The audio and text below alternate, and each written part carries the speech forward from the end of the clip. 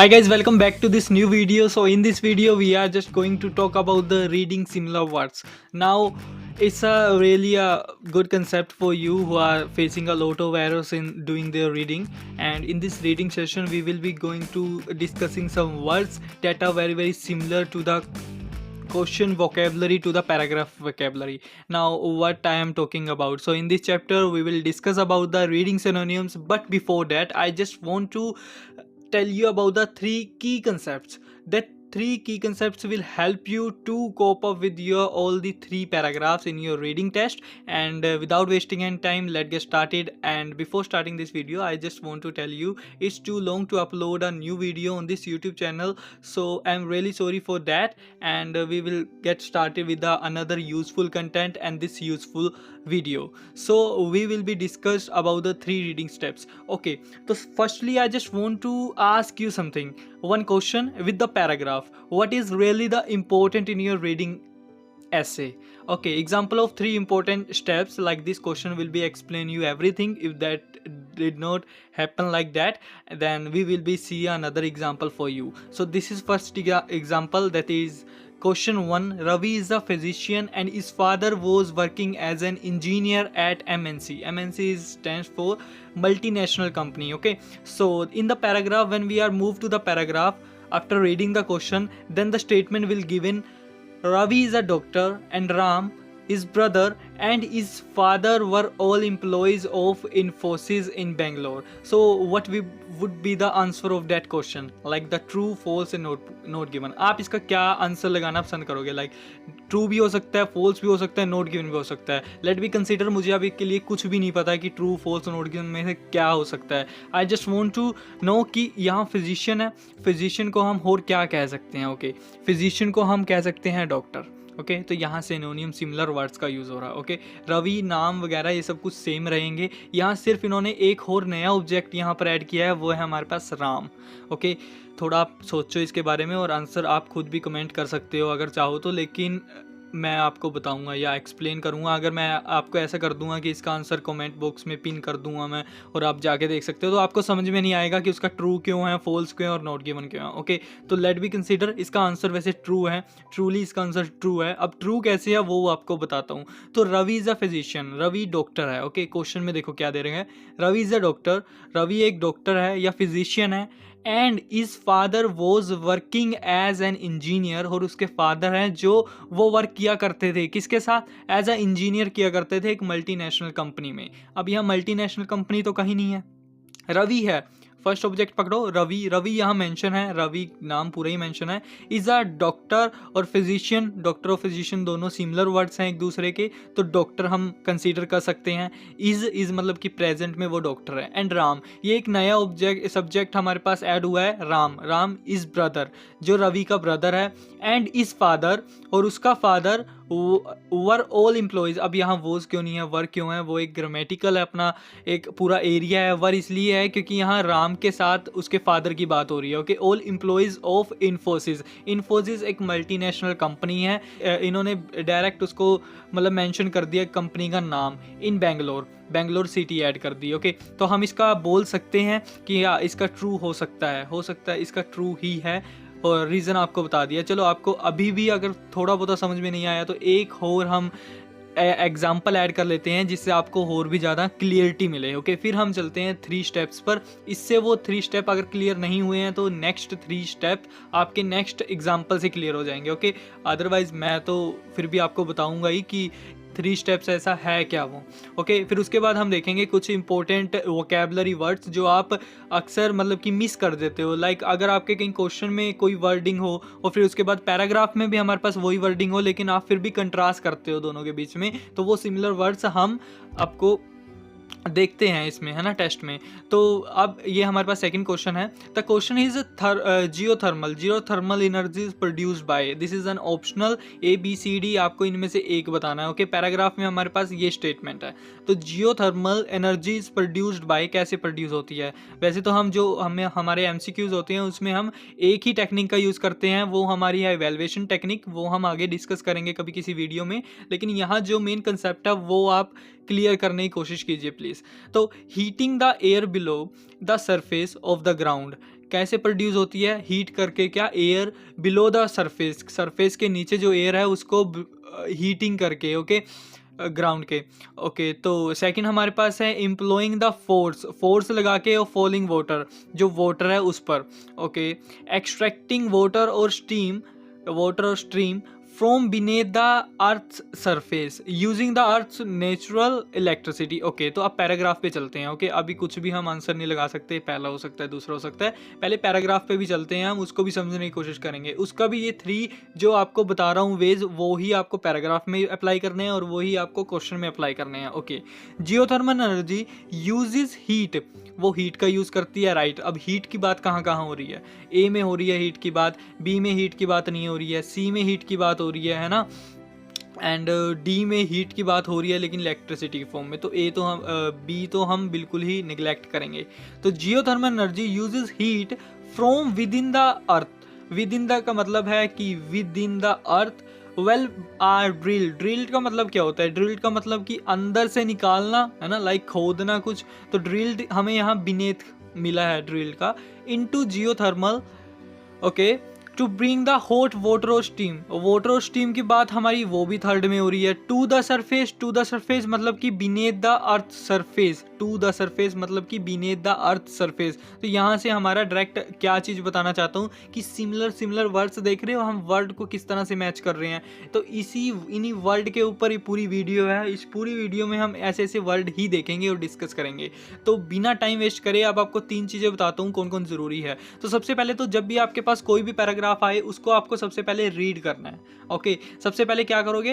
Read the statement. After that you will be translate the statement into your familiar language और your mother tongue. Okay, Hindi भी हो सकती है, पंजाबी भी हो सकती है, कुछ भी हो सकती है, उसमें आपको ट्रांसलेट करना है। क्या होता है कि हम जब भी ट्रांसलेट करते हैं तो कुछ कुछ हम इंग्लिश टू हिंदी ट्रांसलेट करते हैं, तो रीडिंग में बहुत ज़्यादा आसान हो जाती है वो चीज़। और रीडिंग से हम पहले अपना इंग्लिश से अपनी कुछ मदर टंग में ट्रांसलेट करेंगे, जो जो हमें पता है वो ट्रांसलेट करेंगे, उसके बाद जो जो नहीं पता वो वहीं पर छोड़ देंगे। हम कुछ प्रैक्टिस भी करेंगे नेक्स्ट अपकमिंग वीडियोस में। बहुत सा कंटेंट तैयार है जो आने वाले टाइम में मैं टाइम टू टाइम अपलोड करता रहूँगा। Okay, and understand the statement, ये सबसे बड़ी चीज़ है। ओके, कभी भी हम जब भी रीड करते हैं तो उसके बाद ट्रांसलेट करके हम डायरेक्ट पैराग्राफ पे चले जाते हैं। तो सबसे पहले हम इसको अंडरस्टैंड करना है एक्चुअल में राइटर कहना क्या चाहता है। Okay, it is a very important thing.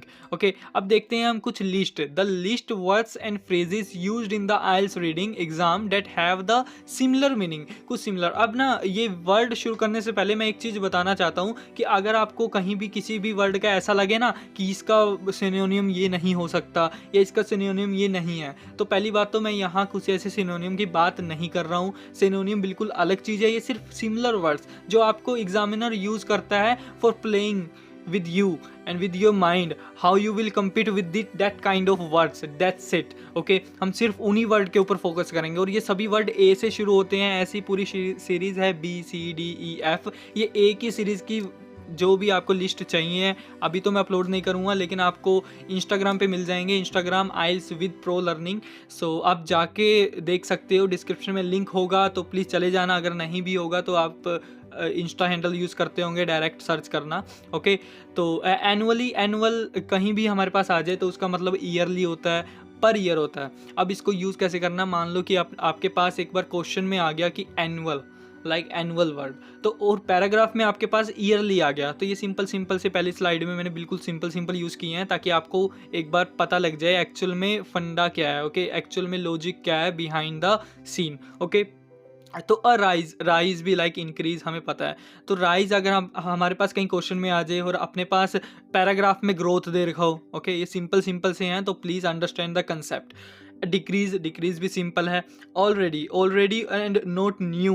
Okay, अगर क्वेश्चन में ऑलरेडी आ जाए और आपके पास जो पैराग्राफ है उसमें नोट न्यू आ जाए तो दोनों का वर्ड सिमिलर होगा, सेम होगा। यहाँ आप प्लीज़ कंट्रास्ट मत कीजिएगा। अब पेयर ऑफ का मतलब भी 2 होता है। ओके, थ्राइज ऑफ का मतलब 3 होता है। ओके, ओनली का मतलब 1 होता है। एलो का मतलब इनेबल होता है।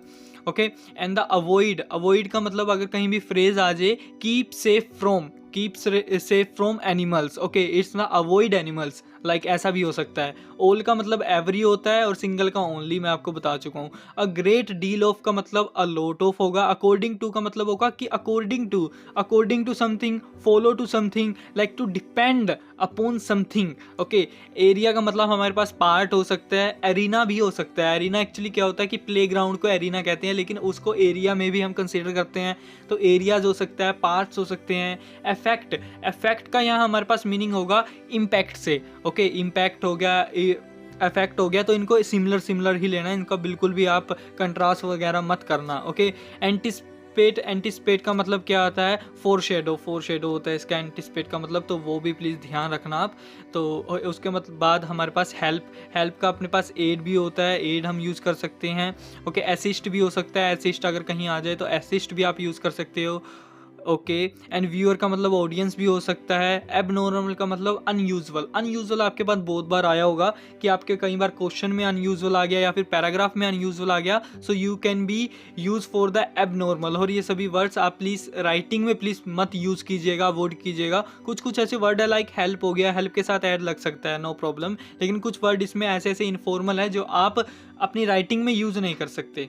ओके, तो एक्टर के बाद एक्टर के साथ अपने पास परफॉर्मेंस आ गया। ओके, एंड अटैक के साथ एस्क्यूलेट आ गया हमारे पास।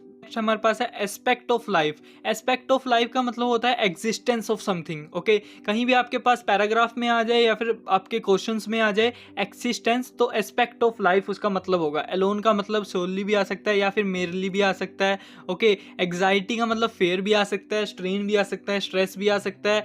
असिस्ट देयर लर्निंग का improving there learning efficiency. Okay, आप देखो, आप इसको याद कैसे करोगे? ऐसे ही याद नहीं होंगे, लाइक जैसे आप सोच रहे हैं कि हम ऐसे कर लेंगे कि एक बार पढ़ लेंगे और फिर उसके बाद रट्टाफिकेशन लाइक रूट लर्निंग, तो ऐसा बिल्कुल भी नहीं होगा। आप इसको लर्न कैसे कर सकते हो कि आप इनको अपने तरह से यूज़ करके देखो। ओके, एक बार आप दिमाग में बिठा लोगे कि उसकी मतलब कि किस तरह से रिसेंबल करता है उसके साथ, है ना, किसी दूसरे वर्ड के साथ। लाइक फेयर है तो यहाँ फेयर, एग्जाइटी के साथ स्ट्रेस, फिर स्ट्रेस के साथ strain, and the fair as well, the all are the same thing, like, है ना। तो ऐसे आप याद कर सकते हो इसको। A consider amount, again considerable amount का क्या हो सकता है? अमाउंट है तो वह अ लॉट ऑफ भी हो सकता है। कंसीडरेबल, अब कंसीडरेबल में कंफ्यूज हो सकते हो कि considerable like to be consider, जिसको हम कंसीडर कर सकते हैं या जिसको हम कंसीडर नहीं कर सकते। तो considerable amount, a great deal, okay, जिसको हम कंसीडर भी नहीं कर सकते, अ लॉट ऑफ। ओके, ऐसे जो वर्ड्स हैं वो आपकी कन्फ्यूज़न क्रिएट करते हैं। तो मैं इस वीडियो में सिर्फ वो ही कोशिश कर रहा हूँ कि आपकी कहीं भी कन्फ्यूज़न क्रिएट ना हो और आप रीडिंग में ईजिली स्कोर कर सको। ओके, अ स्ट्रॉन्ग कनेक्शन क्या हो सकता है? Very close relationship. And the next हमारे पास ऑटम आता है। ऑटम एक्चुअली में हम किस में कहते हैं? ब्रिटिश इंग्लिश में कहते हैं, यूके की इंग्लिश में कहते हैं, यूके के एक्सेंट में कहते हैं। एंड द फॉल हम किस में कहते हैं? अमेरिकन एक्सेंट में कहते हैं। अगर कनाडा वगैरह आते हो तो यहाँ फॉल वगैरह, है ना, स्प्रिंग, फॉल, यही सब सुनने को मिलेंगे। लेकिन ऑटम हम किस में कहते हैं? ब्रिटिश इंग्लिश में कहते हैं। अब प्रिविलिंग वाइंड, तो प्रिविलिंग का मतलब ऐसे तो होता है अगेंस्ट या अगेंस्ट द विंड। तो अगेंस्ट क्या चीज़ आपको पता होगा? अगेंस्ट हम प्रिविलिंग आपने राइटिंग में यूज़ किया होगा। अगर लास्ट वीडियोस नहीं देखी हैं तो हमने कई बार राइटिंग में ये वर्ड का यूज़ किया है। तो ऐसे कहीं भी आ जाए तो उसका मतलब अगेंस्ट होता है, रिसेस्ट करना, resist something. Okay, and the average का मतलब नॉर्मल होगा हमारे पास। नॉर्मल या एवरेज में कभी कंफ्यूज मत होना। एवरेज अगर हमारे पास की like average number of students are there, ये हमारे पास क्वेश्चन में है, और the normal number of the average ये हमारे पास पैराग्राफ में है, तो बोथ आर सिमिलर, तो please. Okay, and the animals हो या फिर लाइफ स्टॉक हो तो इन दोनों का मतलब भी सेम होगा। अब देखो, लाइफ स्टॉक का मतलब हमारे पास कई जगह वुड्स भी होता है, लाइक वुड्स, लाइक कोई मतलब केव्स में रहने वाले जो एनिमल, उनको भी हम कई बार कहते हैं लाइफ स्टॉक्स, जो मतलब कि वो वुड्स वगैरह के सहारे रहते हैं। ओके, एक्सीडेंटली बाय चांस भी लिखा जा सकता है या फिर ओनली बाय चांस, या जैसे कि है इसमें। ओके, एजेंसीज क्या हो सकती हैं? एजेंसीज को हम ये भी बोल सकते हैं, या that is also a best word, you can use it in your writing. Okay, a wide variety of, a range of something. Except का मतलब हमारे पास टॉलरेट, ओके हम किसी चीज़ को एक्सेप्ट, मतलब ये रीडिंग में है। तो प्लीज़ अगर आप राइटिंग में, मैंने आपको पहले ही कहा कि आपको लगेगा कि कहीं कहीं सिमिलर वर्ड्स नहीं है, लेकिन अगर आप रीडिंग में ऐसा कहीं भी आपके पास आए कि लाइक टॉलरेट और एक्सेप्ट, दोनों का मीनिंग बिल्कुल सेम होगा।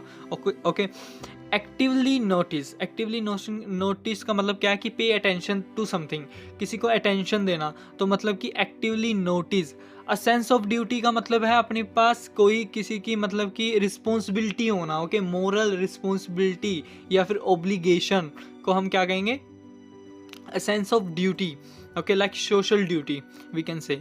ओके तो हमारे पास नेक्स्ट है एंसेंट क्रिएचर्स। एंसेंट क्रिएचर्स को हम क्या कहेंगे, फोजिल्स। फोजिल्स आपने कई बार पढ़ा होगा, तो हम इसको फोजिल बोल सकते हैं। A global team, a global team, global team मतलब कि ग्लोबल का मतलब इंटरनेशनली, तो internationally working parties is known as the global team.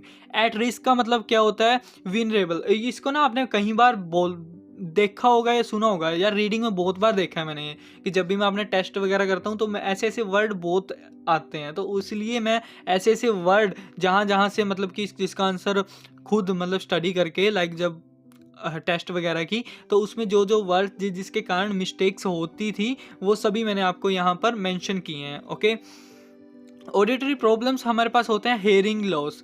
Okay किसी को सुनना नहीं। ओके तो एंड अचीवमेंट को सक्सेस बोल सकते हैं, या फिर कहीं आपके पास ब्रेक थ्रो आ जाए तो ब्रेक थ्रो का मतलब भी अचीवमेंट या फिर सक्सेस ही हो सकता है। Okay and the effect influence, पीछे हमने इफेक्ट पढ़ा था, वो इफेक्ट इम्पैक्ट था, तो इम्पैक्ट आई थिंक, तो इम्पैक्ट एंड इफेक्ट था। यहाँ हमारे पास क्या है, इफेक्ट मतलब कि इन्फ्लुएंस होना। ओके यहाँ EFFECT वाला इफेक्ट नहीं है, वो इफेक्ट अलग है, ये अफेक्ट अलग है। इफेक्ट मतलब कि किसी के इन्फ्लुएंस ज़्यादा होना किसी से। ओके एग्रेसिव बिहेवियर का मतलब क्या होता है कि frustrate and anger. Okay like कहीं आपके पास वैसे भी आ जाए कि एरोगेंट, तो उसका मतलब भी यही होता है। ओके एवरेज साइज्ड मतलब मीडियम साइज्ड, एवरेज का मतलब नॉर्मल, मीडियम, ये चीज़ याद रखो।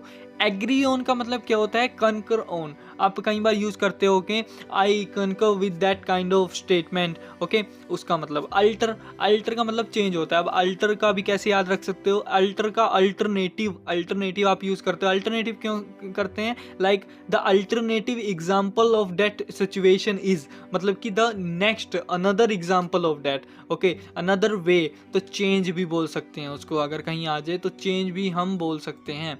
ओके तो अ सेंचुरी, सेंचुरी कितनी होती है, सेंचुरी कहीं हमारे पास होती है 100 ईयर्स की। ओके ये सब कुछ पता है आपको, सबको पता है। ओके कहीं एक क्वेश्चन पूछूं अगर आपसे, तो कहीं अगर हमारे पास आ गया 90s, 90s 90s, तो हम उसका मतलब क्या मान सकते हैं, तो अपने पास उसका मतलब होगा कि 91 to 100 तक 90s चलेगा। ओके लाइक अपने पास कहीं अगर 90s क्वेश्चन में दे रखा हो, पैराग्राफ में दे रखा हो, क्वेश्चन में दे रखा हो, कंसीडर कर लो कि क्वेश्चन में 90s दे रखा है और आपके पास पैराग्राफ में 1996 है, तो आप उसको कंट्रास्ट करोगे क्योंकि यहाँ तो 90s दे रखा है और वहाँ फिर हमारे पास 1994 है या 1996 है, तो यस उसका मतलब ट्रू ही होगा। मतलब true in the sense statement भी वेरी करती है, लेकिन वो आपकी स्टेटमेंट जो वर्डिंग की बात कर रहा हूँ वो बिल्कुल करेक्ट होगी। लेकिन अगर 86 दे रखा है आपका पैराग्राफ में तो वो फॉल्स हो सकता है। ओके एसोसिएटेड विद का मतलब होता है हमारे पास relationship and the achievement, achievement का मतलब attainment, success, breakthrough. Admit का मतलब हमारे पास होता है नॉलेज। अटेम्प्ट का मतलब हमारे पास होता है एफर्ट, कितने एफर्ट लगाए, अटेम्प्ट लगाए। Okay how many efforts you did in your last quiz. Okay ये बोल सकते हैं, या how many attempts you did in your last quiz, ये भी हम बोल सकते हैं। Okay so affect the environment, affect the environment की जगह क्या आ सकता है, रिंस द एनवायरनमेंट, इसका मतलब भी अफेक्टेड करना, इन्फ्लुएंस करना। Okay a share sharp decrease, तो ये सब कुछ आपको पता है डिक्रीज वगैरह का, इस पे बात नहीं करूँगा। तो एलो, एलो का मतलब क्या हो सकता है कि हमारे पास ग्रांट परमिशन, कोई परमिशन वगैरह ग्रांट की गई हो तो वो भी हो सकता है। एंड एग्रेसिव, एग्रेसिव के साथ हमारे पास हो सकता है एसर्टिव। ओके हेल्प, असिस्ट, ये हम पहले भी देख चुके हैं। Okay, at the same time, और अगर पैराग्राफ में हमारे पास एट अ टाइम हो तो इसमें भी बिल्कुल भी कंफ्यूज मत होना, दोनों सेम है। अ फ्यू का मतलब एंड अ हैंडफुल का मतलब इसका भी सेम है। अचीवेबल का मतलब एंड टिक का मतलब इसका भी सेम है। एसोसिएटेड का मतलब, विद का मतलब, एंड क्लोजली रिलेटेड टू का मतलब भी सेम है। A similar way to, like, ambition, aspiring, दोनों का सेम है मतलब। फॉलोइंग एंड नेक्स्ट, इन तीनों का मतलब भी हमारे पास सेम है। अफ्रेड, फाइटन एंड द स्क्रेड, इन तीनों का मतलब भी हमारे पास वैसे तो अफ्रेड का आपको पता ही है, अफ्रेड का मतलब कि डरना, स्केयर का भी हमारे पास मतलब डरना होता है। ओके, तो वहाँ से आप कंसीडर कर सकते हो। ओके, तो नेक्स्ट देखते हैं। नेक्स्ट ऑलवेज या फिर पैराग्राफ में हमारे पास फॉर एवर दे रखा हो तो इन दोनों का मतलब भी सिमिलर होगा। ओके, एपरेंट हो गया हमारे पास, ओके, ऑब्वियस हो गया हमारे पास, एविडेंट हो गया हमारे पास, तो इन सब का मतलब भी क्या होगा, सेम होगा। Okay, so hope so this all the words will be very very fruitful for you. लेकिन अभी और भी हैं तो देखते हैं, एक दो और देखते हैं। तो अकम्पनीड बाय मतलब कि किसके साथ, ओके, टुगेदर विद हो सकता है। Ability, skill, attitude, okay, aptitude, accurate, correct and right, full and the dreadful. Okay, awkward हो सकता है। अप्रूव होना, एक्सेप्ट होना, और रेटिफाई होना, एंड द एंडोर्स होना, ये भी सेम होगा हमारे पास। अराइव होना, रीच होना, एंड द कम, ये भी सेम है। अवॉइड, अवॉइड करना, ओवरहेड करना। ओके, एलो हमारे पास फिर आ गया, इसका मतलब परमिट भी होता है। ओके, तो कुछ आगे भी वर्ड्स देखते हैं, एक दो वर्ड्स ही हैं ज़्यादा, मतलब स्लाइड्स हैं जो हम देखेंगे। ओके, तो अचीव का मतलब हमारे पास क्या होता है? अचीव का मतलब हमारे पास होता है एकम्प्लिश, ओके, अटेन, अचीव करना कुछ, नॉलेज वगैरह भी, ये भी सब कुछ आ सकता है इसमें। ओके, आर्टिफिशियल फेक हो सकता है, या फिर हमारे पास सिंथेटिक कहीं भी यूज़ हो, सिंथेटिक भी हमारे पास फेक ही होता है। ओके, सिंथेटिक कहीं भी वर्ड यूज़ हो उसका मतलब फेक होगा, फोल्स का मतलब फेक होगा, लाई का मतलब फेक होगा, फेक का मतलब तो फेक हो गई, आर्टिफिशियल का मतलब भी फेक ही होगा। अमेजिंग का मतलब फैंटास्टिक, कोई अच्छा सा वर्ड है ना, अमेजिंग का आपको पता लग जाएगा, एंड वंडरफुल लाइक, है ना। तो ओके, एंग्री मैड हो सकता है, मैड यानी कि जब हम गुस्से में कहते हैं किसी को। एक्टिव का मतलब हमारे पास क्या हो सकता है? Energetic, animated, lovely, and the adequate का मतलब सफिशिएंट, इनफ, एम्पल। ओके ना। आस्क का मतलब यहाँ हमारे पास क्वेश्चन हो सकता है, इंक्वायर हो सकता है, आस्क का मतलब इंक्वायरी हो सकता है। ओके, एडजोर्न का मतलब हमारे पास क्या हो सकता है? पोस्टपोन हो सकता है। ओके, रिसेस हो सकता है। ओके, एक्टिव का मतलब हमारे पास अगेन इनर्जेटिक हो सकता है। आंसर का रिप्लाई एंड रिस्पॉन्ड हो सकता है। ये सभी ए से शुरू होते हैं जितने भी वर्ड, वो सभी की लिस्ट यही है, और कुछ आगे थोड़े से हो रहे हैं वो आप जाके देख सकते हो, लाइक दिस, या फिर लास्ट स्लाइड है, ये आपको एक बार और दिखा देता हूँ। एडल्ट, ग्रो अप, कहीं आपके पास पैराग्राफ में एडल्ट आ गया और उसमें आपके पास पैराग्राफ में एडल्ट आ गया और क्वेश्चन में आपके पास ग्रो अप आ गया, तो उसका मतलब भी सेम होगा। एडल्ट या ग्रोन अप मतलब हो चुका है जो बड़ा। ओके, एवरेज मतलब कि ऑर्डिनरी मतलब कि नॉर्मल भी हो सकता है। फेयर भी हो सकता है। एंड अट्रैक्शन का क्या हो सकता है? स्पेकुलेटर हो सकता है अट्रैक्शन का। एंड एडवोकेट इसका सपोर्ट हो सकता है, रिकमेंडेड हो सकता है। एंड एरोगेंट का क्या हो सकता है? लास्ट बार हमने देखा था एरोगेंट का एंगर हो सकता है, एंगर से कुछ भी कोई भी वोकैब हो तो वो एरोगेंट में कंसीडर होगी। ओके, आफ्टर का मतलब बिहाइंड भी हो सकता है, ऑफुल भी हम देख चुके हैं। तो ये कुछ ऐसे वर्ड हैं जो आपको आपके रीडिंग टेस्ट में अक्सर मिलते होंगे अगर आप अपने रीडिंग टेस्ट को करते हो तो। और ऐसे इनमें से जितने भी अगर वर्ड आए ना, तो एक बार प्लीज़ इनकी लिस्ट बना लो, इनको एक बार अपनी नोटबुक में, फेयर नोटबुक में लिख लो, ताकि जब भी आपका एग्ज़ाम हो तो लास्ट टाइम आप उसको रिवाइज ज़रूर करो कि कैसे कैसे वर्ड के क्या क्या मीनिंग आ सकते हैं आपके पास आपके रीडिंग सेशन में। ओके, रीडिंग में यार ज़्यादातर क्या होगा कि आपके पास 3 पैराग्राफ होते हैं और उसमें जो मेजोरिटी ऑफ क्वेश्चंस होंगे, मेजोरिटी क्या, हर कोई, मतलब अगर कैम्ब्रिज में से आएंगे ना, कैम्ब्रिज में से हर कोई आंसर ऐसे ही आएगा एक सीरीज वाइज, लाइक फर्स्ट का फर्स्ट पैराग्राफ में, सेकंड का भी फर्स्ट पैराग्राफ में सेकंड, मतलब नीचे से नीचे मिलते जाएंगे, एक सीक्वेंस में आएंगे।